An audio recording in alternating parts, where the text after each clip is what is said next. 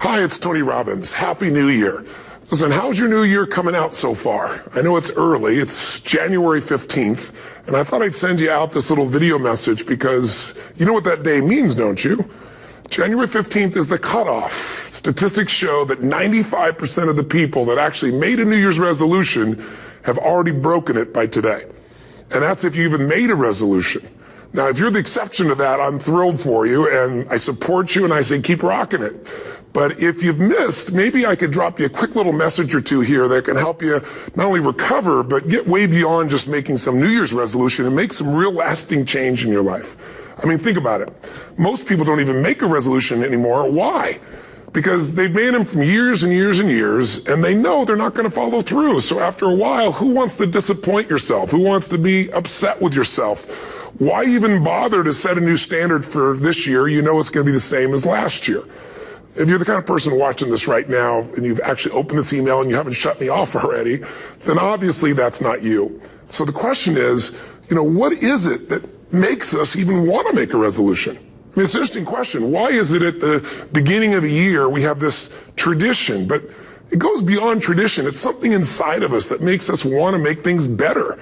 And I think part of it is the calendar gives us this idea that we can have a fresh start, that we can start from fresh and have this great victory.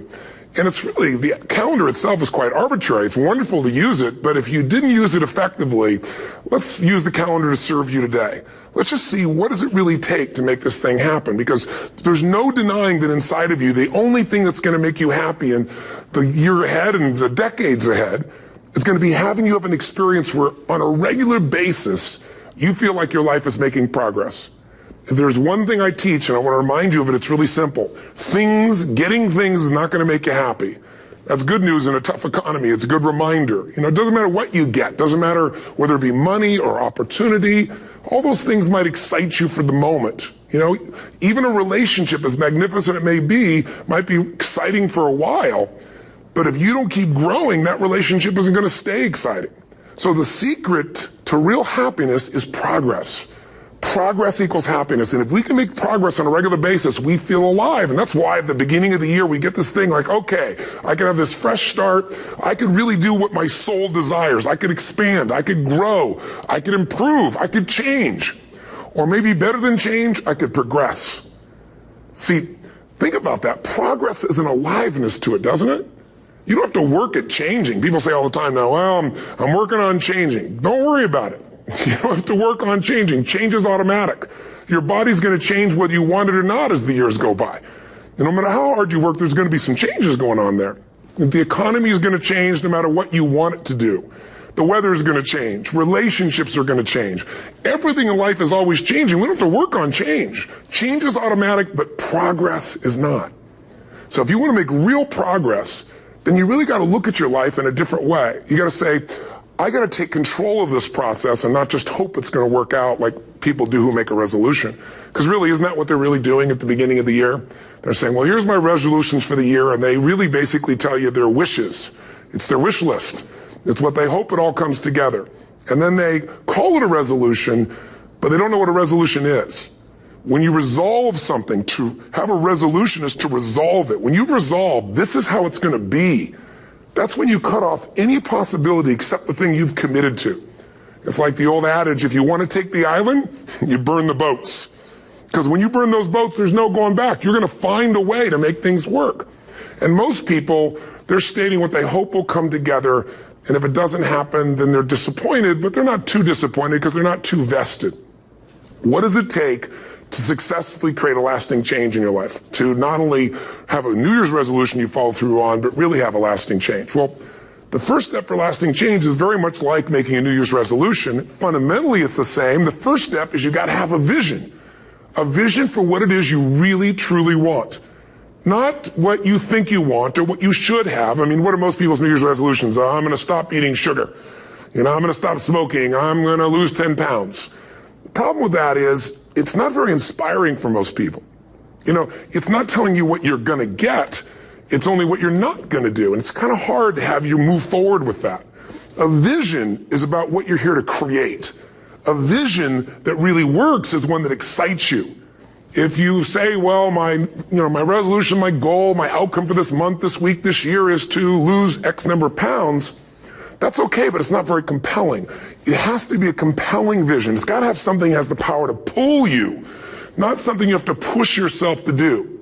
Those are two different kinds of motivation. Push requires willpower, and willpower never lasts.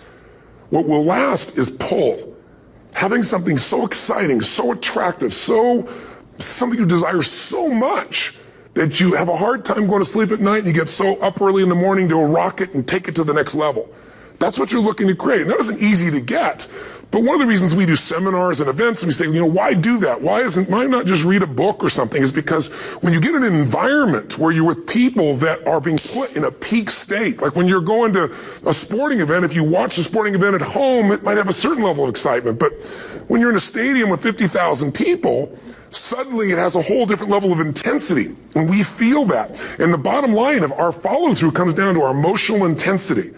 In a different state of mind, you're going to come up with a much better and a more exciting vision than if you're sitting on the couch going, okay, what are my new resolutions for this year? And you're doing it the morning after the new year started and you're a little inebriated and the football game's on in the background. Probably not going to have the power of focus there. Probably not going to have the power of the energy to create something that's going to pull you for this year. And you got to do that. So it's got to be a vision that's compelling. Something that it's going to be a gift to make sure that it happens. And also, along with that compelling vision, you got to have strong enough reasons that you're going to follow through when the going gets tough. That's one of the biggest things missing for most people. They say, this is what I want to do. It's not very exciting. It's not very compelling. But most importantly, they don't have strong enough reasons to push themselves through what's going to be necessary to get that dream, to get that goal, when the inevitable challenges come up, when you're starving, hungry, and you're trying to go on a diet, right? When you got no time and you're stressed out and you haven't worked out still, and that's what you're supposed to do. When the economy gets tight and what you thought you're going to do doesn't work, and so you give up on the goal instead of finding another way to get there. You don't let the fear take you over if you've got strong enough reasons. Those reasons can be positive, or those reasons can also be negative. They can be, if I don't do this, this is going to cost me. And if I do this, this is what I'm going to gain in my life. Reasons come first, answers come second.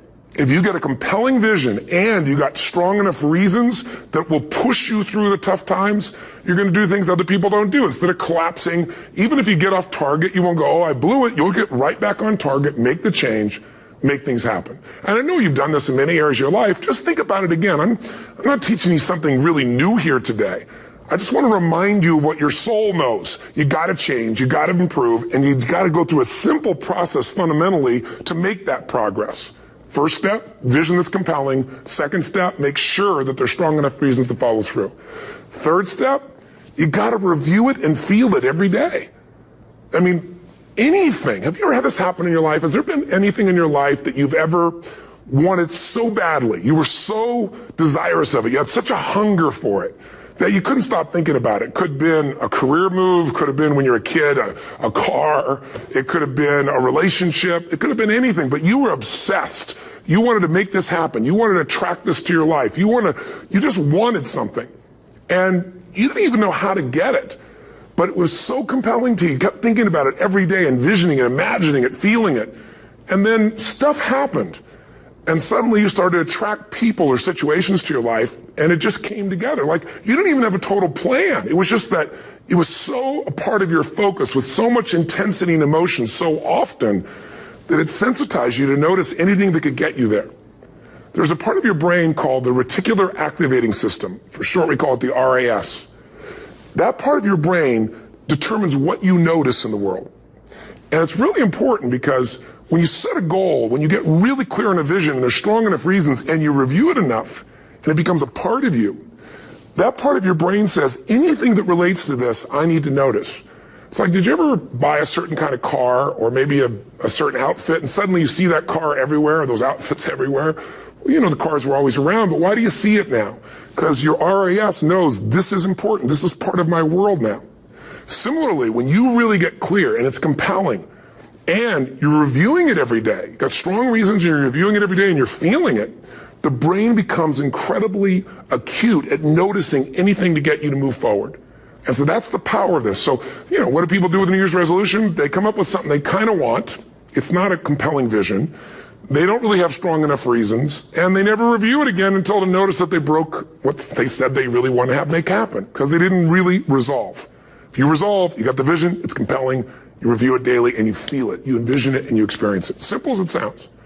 Now, ultimately, what is this really about? Ultimately, if you're going to have lasting change in anything, you're really talking about just raising your standards. I mean, I always tell people, if you want to know how to change your life, I give it to you in 3 words, boring as it sounds: raise your standards. And what does that mean? Corny as it sounds. Raise your standards. Oh, thank you for the breakthrough thought, Tony. I'm glad I wasted my time watching this little email with you. But think about it. Lasting change is different than a goal. You don't always get your goals, but you always get your standards.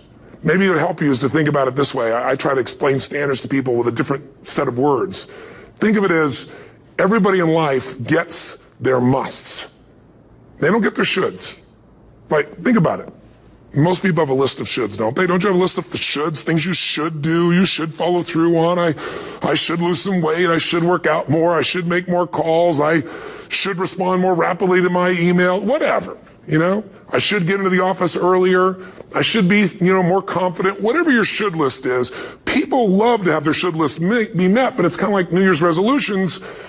If it does, it's really exciting, but if it doesn't, which is most of the time, it's a little disappointing, but you kind of know it's not going to happen. But when you decide something is a must for you, an absolute must, when you cut off any possible, you say, I'm going to find the way or I'm going to make the way. Human beings, when they resolve things, when they make a real resolution inside themselves, which is they raise the standard and they make it a must, they find the way. Think about it in your own life. Haven't you had some area of your life where you raise your standard and your life has never been the same? Maybe at one time in your life you smoked cigarettes, or you did something and you did it for years and you kept trying to change it, and kept telling yourself, I should. And then one day something happened. Something just clicked you over. Something took you over that kind of tipping point. And inside yourself you said, no more. And it was a very, very different experience, wasn't it? Something inside of you shifted, and what was a should became a must, and you've never gone back. Is there an area like that in your life you can think of? Again, did you ever smoke cigarettes? Did you ever eat a certain way, drink a certain form of alcohol, and then finally say no more, and you just don't go back? And notice this, it doesn't really take any willpower anymore. Because somewhere when we make this click, when we make something a must, we attach ourselves to it. It becomes part of our identity. And one thing I've learned in the last, 33 years of working with people from now over 100 countries, 4 million people, is human beings absolutely follow through on who they believe they are. If you said to me, well, I'm really going to work hard to stop smoking, but, I've been a smoker my whole life, and I am a smoker, I know your days are numbered. You're going to be back smoking cigarettes again, because we all act consistent with who we believe we are. I tell people the strongest force in the whole human personality is this need to stay consistent with how we define ourselves. If you define yourself as somebody who is really conservative, you're not going to be crazy and act nuts unless you're really drunk or something, and then you can say it's the alcohol, when it's really just you finally getting permission to be yourself. The alcohol is your excuse. If you're a really crazy person, you act crazy, outrageous, playful. You don't act conservative because that's not who you are. Very often people say, well, I can't do that. I'm not that kind of person. And I always say to people, really, when did you define yourself? I mean, really, how many years ago did you come up with what you could and couldn't do in your life? How many years ago? Most people, if they really look at how they're living their life today, it's based on a set of standards, a set of beliefs that they made choices about 10, 20, 30 or more years ago. I mean, very often we made decisions in our youth or very young about what to believe, about what we were capable of, about who we are as a person, and that becomes the glass ceiling, if you will, that controls us. There's a corny metaphor, but it's true. I remember one time I was with my family at the circus, and there was a person there, and they had this big, giant elephant. And you look at this elephant, and they take this little rope, put it around the elephant's neck, and they drive this stake into the ground. And I mean, you look at this, and you know that elephant could rip down the entire tent with almost no effort. And yet, the elephant doesn't struggle, doesn't try. Why? Because the elephant's conditioned. And they take that elephant and condition the elephant when it's a baby elephant. That's how they train him. When it's a little baby elephant and it doesn't have the power yet, they put a big rope around it and they drive this huge stake in the ground, and the elephant fights and fights and fights. And one day, finally, that elephant decides, I'm not capable of pulling this out. And once that becomes the definition of an identity of anyone, an elephant in this case, they don't even try anymore. It's just who I am, that's how it is, that's just the way it is in my life. I'd like to ask you to take a look at any place you've got a limitation and ask yourself, when did I decide to accept that limitation? And you may not even see it as a limitation. You might see it as just that's who I am. But so often in our lives, we've adapted to be a certain way so that we don't fail or so that people will like us or respect us, but it's not necessarily who we are. Joy comes when you're spontaneous. It's really hard to be truly happy when you're not being yourself. And most of us have no clue who we are. And so a big part of my work, if you've ever been to an event, you know, is to get people to do things spontaneously without thinking, because that's when the real you shows up. That's when the energy comes alive. And when you do that, when you start to connect to your true nature, suddenly there's energy available for you to set a higher standard for what you want in your life. That's what this is really all about. And when I talk about standards, when I talk about, shoulds versus musts, think about your own life. I know there have been areas in your life where some point in time you just shifted and you raised the standard and your life changed. Because whatever people have their identity attached to, they live. We live who we believe we are. That's just how it works. It's just kind of like, I'll give you an example. Look at your physical body. Your physical body today is an absolute reflection of only one thing, not your goals, not your desires, but your standards. The identity you have for yourself. If your standard is you're an athlete, then there's a certain amount of strength, a muscle tone, and energy that's available in your body on a regular basis because that's who you are. And so you do whatever's necessary to maintain that identity. Again, the strongest force in the human personality is this need to stay consistent with how we define ourselves. Because if you don't know who you are, you wouldn't know how to act. Once you lock in on that identity, your brain finds a way to keep you there. If you say, man, I'm overweight, I've always been overweight, I'm big boned, and that's the story you've got, then you're going to always find a way to get back there. That's your settling point. That's your identity. That's where things lock in. If you see somebody who's in really great shape, you ask them, do you work out? You know the answer. Yes. How often? And they'll tell you 3 times, 4 times, 5 times a week, whatever. In a seminar, I'll ask people, who here works out at least 5 days a week? And I'm stand up. And you look around that room, and you know that they work out 5 times a week because you can see their body. You don't just get a result without some kind of action, without some form of ritual. Ritual meaning actions you do consistently. Now, do you think those people that are out there working out 5 days a week, do they have more time than you do? Or I have, or anybody else? Of course not. Is their life less busy? Of course not. It's just a must for them. They must work out that way, and they've made that turn and their life changed. So I'm not saying you have to work out 5 days a week. I'm just saying whatever you really want, wants don't get met consistently. Standards do. Whatever you identify, this is who I am. And so it's not so much about changing your identity as there's expanding it. Deciding that, instead of your goals to lose 10 pounds, which is not compelling, what if your vision was to get back to my fighting weight? This year, this month, this next 90 days, I'm going to transform my body. I'm going to take on a new challenge. I'm going to find some technique or strategy. There's a million of them that can reframe myself where I want to feel younger, stronger, more vibrant than ever before. Here's my reasons. Because I want the energy to really make my life work. Because it's tough out there and I want to be stronger than I've ever been before. I want to go in front of the mirror and if I'm naked, not, want to laugh. I want to look there and take a good look and go, yeah, I'm proud of whatever I see there. Whatever it takes, something's going to make you laugh, smile, something's going to tease yourself, but something's going to move you to another level. If you identify yourself in a new way and you own that every day, and that becomes the standard of how you live, you'll find the way to make that standard real. Money's the same way. Think about it. It doesn't matter what's happening, quote unquote, in the marketplace. People that make money find a way to make money no matter what, don't they? I mean, most people's standard is to pay their bills. So that's what most people find a way to do, even when economic times get tough. Most people, if that's their absolute standard, they find a way. Some people's Standard is pay their bills most of the time. And so most of the time they do. Some people's standard is not just to pay their bills, but to take care of their family and maybe even some of their friends. And they find a way. In fact, you know, some people may be in a family where they don't have enough money. They barely have money to pay their bills. They work their guts out. And then somebody, their mother, their father, somebody else, their sister gets ill, and there's not enough money to take care of it. Nobody else has money in the family. They don't either, but they find a way to get that money to take care of their mother or father, don't they? And pay their bills. They never could do it before. Why? The situation made them raise their own standard. And not everybody does that. Somebody else in the family might have money and still not take care of their mother. It all comes down to the inner game, my friends. Changing your life is a change in the inner game. The outside world you can't control, but you have absolute control over this one if you learn the dynamics of what shapes you. And identity is one of those simple, clear, fundamental basics that if you start to shift it, everything else will shift in your life as well. Some people, by the way, have to have more than enough money to do what they want, when they want, where they want, with whomever they want, contribute the way they want. And if that's their must, they find a way.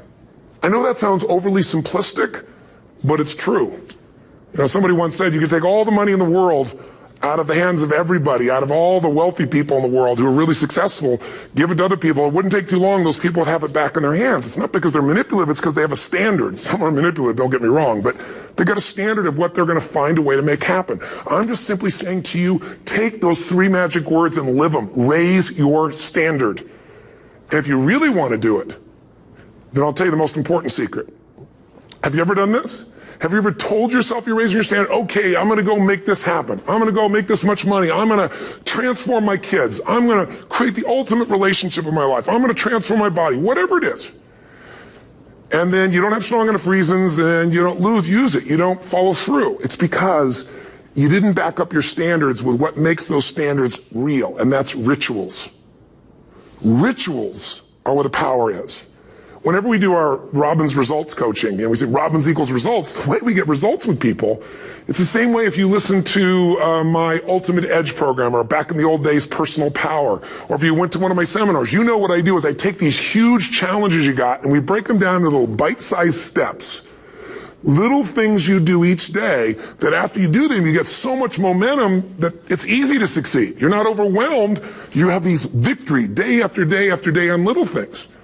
If you went to Ultimate Edge, I'm sure you learned about the hour of power, or the 15 minutes to be able to be fulfilled, or 30 minutes to thrive, where you literally just condition your body and emotion with a couple little rituals. So it doesn't matter what's going on in your world, you feel that strength, and it's not fake, it's not some pump up, it's coming from inside you, and it works. Rituals define us. See, all the results in your life are coming from your rituals. They start with a standard and then have rituals that follow it up. Like, for example, if you are where you want to be physically, you have very different rituals than if you're not where you want to be physically. If you're overweight, you and I both know you got a different ritual than if you're physically fit. Completely different. You get up in the morning, what's the first thing you do if you're fit? Your shoes are there, you roll over, doesn't matter how you feel, you put on your shoes, you lace them, you start walking, or whatever that ritual is. If you're overweight, you roll over and you have a very different ritual. You might roll over several times to turn the alarm clock off. You go in and get your mocha, smocha, whatever, special coffee. You stop by at Starbucks, whatever the case may be. You have your nice sugar muffin. It's supposed to be really nice for you. Whatever you do, it's a different ritual. If you have a great, passionate relationship, you have very different rituals in how you come home than if you have a lousy relationship. When you come home and the first thing you do is you're tweeting somebody, or you're emailing, or flipping on the news, or you don't even come home. What are the rituals? Whenever I study people that are successful, what I look for is what's the standard they hold themselves to, and then what are all those little rituals that add up? Because think about it. Success and failure are not giant events. They don't just show up.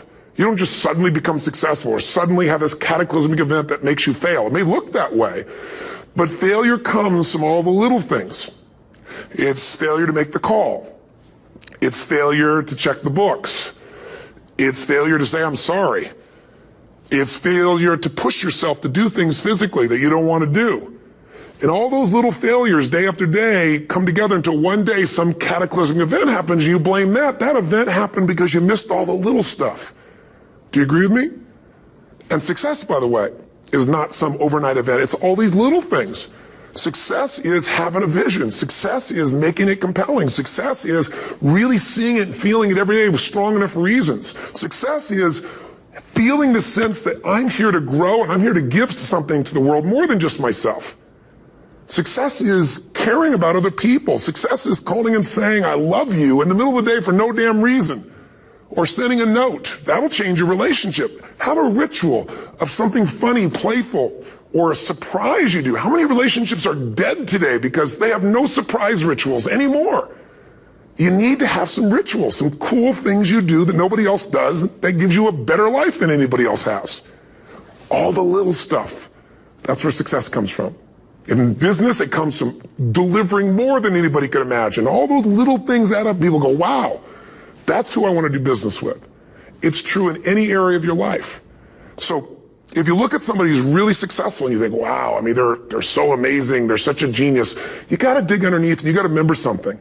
People are rewarded in public for what they've practiced for years in private. Myself and my business people say, how do you get up and speak and you have no notes and you go for 3 days and nights and the room is like, everybody's wired and it's incredible. It's like a rock concert. How do you do that? How do you have that confidence? Oh, you know, it's not confidence, it's experience now. But I did so much behind the scenes and I still do to make things right. I mean, how many people would know that since the time I was 17 years old, before I walk out on stage, still do to this day, wouldn't need to do it, but I still do it, I never walk out there without being in an absolute peak state of mind.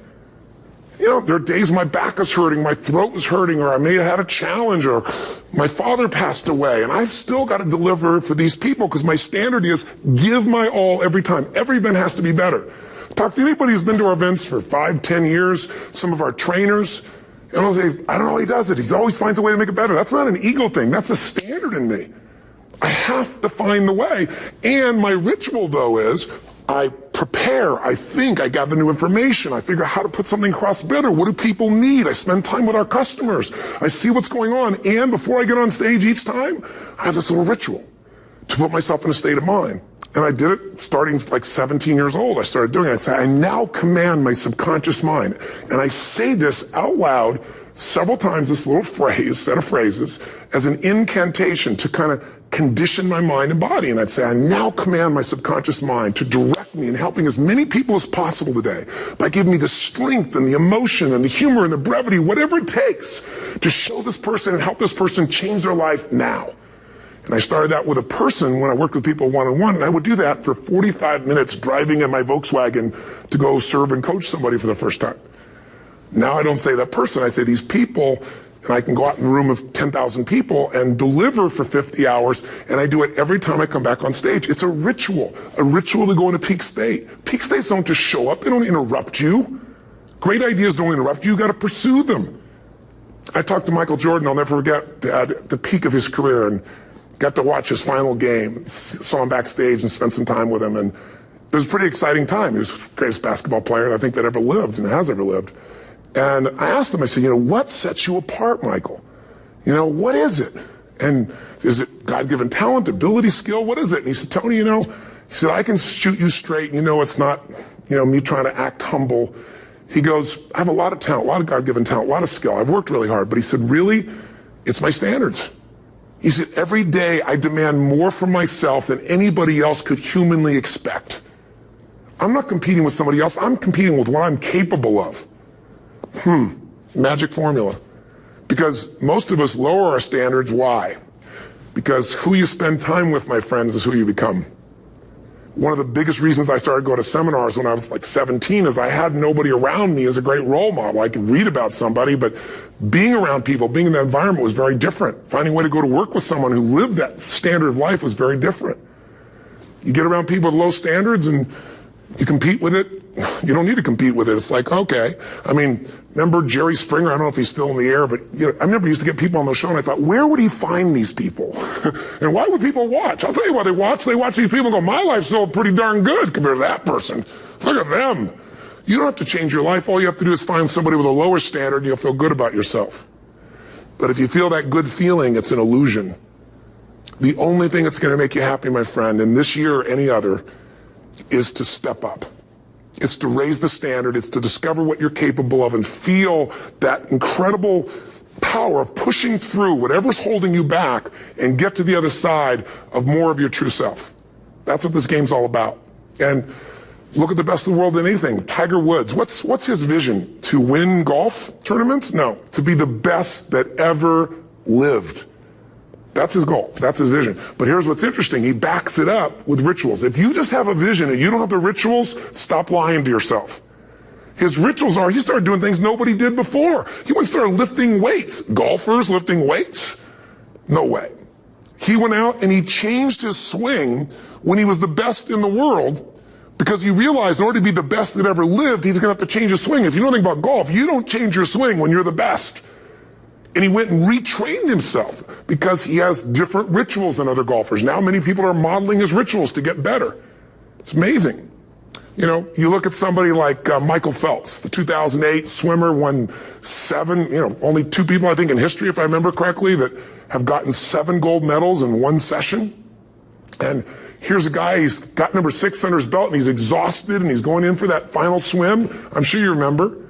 And how does the guy win? By 1/100th of a second. Do you think that was some massive skill that got him over the top? Or was it a standard that says, this is who I am? I am the champion. And no one is taking this from me. And somehow in those final milliseconds, 100th of a second, he pushed himself just beyond his competitor. But you know about Michael Phelps? What allowed him to be able to push beyond that moment is his rituals. Go study the guy. Most people who swim have these unbelievable workouts. He does 2 and 3 of those workout sessions a day. All the other swimmers in the beginning thought he was insane. You're going to overtrain, you can't do that, it's not physically possible. But he had a standard and the rituals to back it up. So here's my final message to you, because I've gotten carried away. I thought I was going to send you like a 5-minute message, but as you can see, there's no script here. It's just me going a little crazy with you. But I want to really see you get what you want this year. Don't let this year be like last. And if last year was great, still don't let it be that way. Raise the standard. If your life is perfect and extraordinary, you darn well know you're not going to be happy unless you keep making it better. That's what makes us feel alive. It's not what we get that makes us happy. It's who we become and what we're able to give because we become more. That sense of contribution is what creates the deepest meaning. So here's my assignment for you, if you want one. If you want to go from conversation to some action, here's a simple thing to do. What's an area of your life right now that you really want to improve? What's an area that's important to improve? If your body's great, how about your career? If career's great, how about your relationships? Intimate one especially, or your kids, or your relationship with your creator, your spiritual side of your life. Or is it your finances? Figure an area that really matters. Decide on that area. Number 1, write down what your life is like in that area right now as specifically as possible. So you might say, well, I'm 13.5 pounds overweight, whatever the weight is, whatever the situation is, or my body fat's like this, or I wake up exhausted in the morning, and you write the truth of where you are right now. So you're real clear. Or I'm not in a relationship. I say I want a relationship, but I'm not in one, and I don't seem to find them. All the good ones seem to be gone is my belief. And I really do want one, but I don't have it. Whatever your definition. Or I'm in a relationship, and God, I wish I wasn't in a relationship. I'm planning my escape. Wherever you are. Or I have a wonderful relationship. We love each other, but there just isn't enough passion. Just write the truth of where you are. The area you want to change, but write how it is. And then the second step is, this is where you got to be really honest with yourself. What are the rituals that have put me there? Because whatever results you're getting, even if you don't like the results, there's some rituals that are keeping you in that place. There's some rituals of what you eat or don't eat, how you move or don't move, how you sleep or don't sleep. There's some rituals in the lack of variety or spice or energy or focus in an area. There's something you're doing, and it's usually not one thing, it's a bunch of little things that you kind of do consistently whenever you think about getting in a relationship, whenever you think about working out, whenever you think about money. You get yourself in a state of overwhelm. You start thinking about all the things you can't control. Just write down all the rituals you have, and then here's the third step. What do you want? What's your vision? And be really specific. I want to be my fighting weight. I want to be the strongest I've ever felt. I'm going to turn my, whatever it is, be specific. And then, last step, number 4, what are the rituals that'll get you there? What would you need to do differently each morning if you're going to be that kind of energy, that kind of strength? How often would you work out? What days would you work out? What time? A ritual is something you do consistently, usually at a specific time, so it becomes automatic. Let me tell you something. Willpower doesn't last, but rituals can last a lifetime. I bet you have some rituals in your life right now you've been doing for years, even though some of them don't serve you. I'm just saying, wake yourself up. If you want a new year and a new life, you don't need to start on January 1st. Start today. Start with this little video. And just begin to see what happens and see how easy it is to just do a few little rituals. Don't do them all, just do 2 or 3 new things. And you know what happens? You'll get momentum. Because once you discipline yourself in one area of your life, you feel yourself doing it in other areas as well. And I always say something that my original teacher taught me. I always remind people, there's always 2 pains in life. There's the pain of discipline, or there's the pain of regret. And discipline weighs ounces, as my friend Jim Rohn taught me. Regret weighs tons. You don't have regret. So right now, what do you want to change? What's it really like? What are the rituals that got you there? That'll take a little homework. If you're not sure, ask the people around you. They'll tell you what your rituals are. What do I really want in depth? What are the rituals that'll get me there? And then get yourself to start a few of those actions and lock them in place. If I can help you in any way, we're here as a company to support you. Come have an event with us. Come to Unleash the Power Within or Mastery University, or get a coach. You can get a free coaching session if you call our company and click on something on this. We'll probably have something on it, or get a product. Or don't do anything with us, but do something with somebody, starting with you. If you make the changes in yourself, you're going to be proud this year, and no amount of money or accolades from other people can mirror the feeling of being proud of knowing you've taken back control of your life, or you've taken a great life to another level. Because once you do that, you have something you can give other people, whether it be your kids or your friends or your family. And ultimately, that's what life's about. So thanks for listening. I don't know how long I went here, but I hope this has been helpful for you. I just thought it's a new year, and I want people to be able to truly create a new life. And until I see you again, hopefully soon, or gets a chance to meet you, live strong and live with passion. And of course, God bless you. Happy New Year.